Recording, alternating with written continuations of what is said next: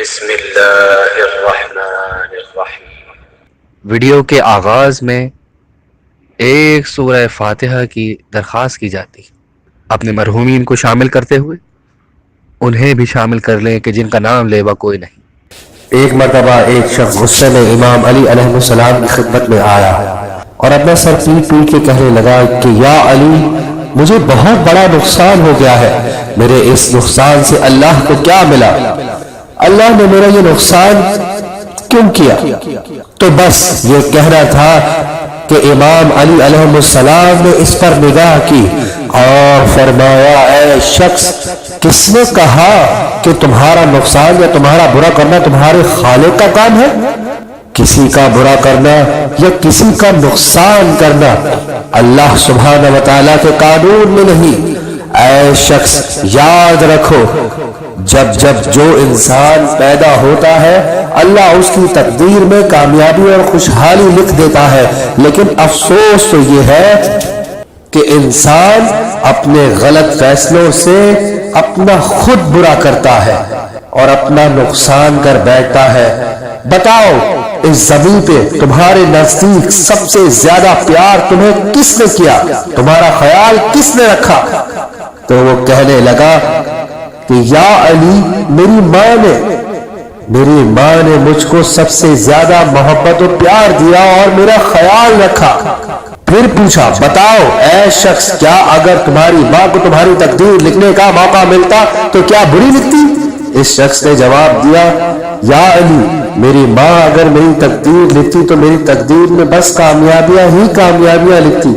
پھر امام علی نے کہا، اے شخص، تمہارا خالق 70 ماؤں سے زیادہ تم سے محبت کرتا ہے، وہ تمہارا نقصان کیسے لکھ سکتا ہے؟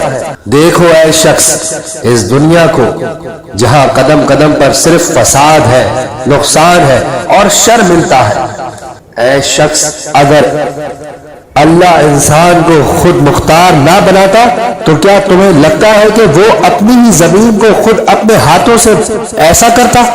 سوچو، اللہ نے ایک حساب کتاب کا دن رکھا ہے جسے قیامت کہتے ہیں۔ اگر ہر گناہ ثواب انسان اللہ ہی کی مرضی سے کرتا اور اللہ ہی کرواتا تو پھر قیامت کا دن کیوں رکھا؟ روز محشر کا حساب کتاب کیوں رکھا؟ وہ شرمسار ہونے لگا۔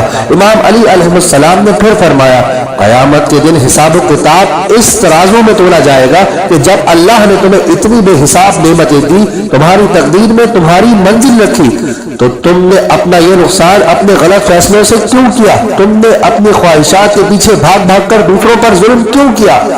اسی ظلم و ستم کا حساب و کتاب ہوگا۔ سن لو اے شخص، تقدیر میں انسان کامیاب ہے، لیکن اپنے غلط فیصلوں سے انسان اپنی کامیابی کو برباد کر دیتا ہے اور نقصان اٹھاتا ہے۔ اے شخص، یہ نقصان تقدیر میں نہیں تھا، بلکہ تمہارے غلط فیصلوں کی وجہ سے تمہیں ہوا ہے۔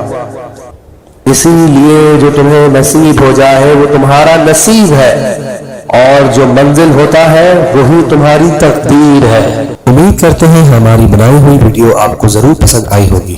جس طرح ہم نے آپ کو ایک اچھی بات بتا کر ثواب کمایا ہے، اسی طرح آپ بھی ثواب کما سکتے ہیں۔ صدقہ جاریہ سمجھ کے اس کو شیئر کریں اور مزید اچھی باتیں جاننے کے لیے سبسکرائب کریں۔ شکریہ۔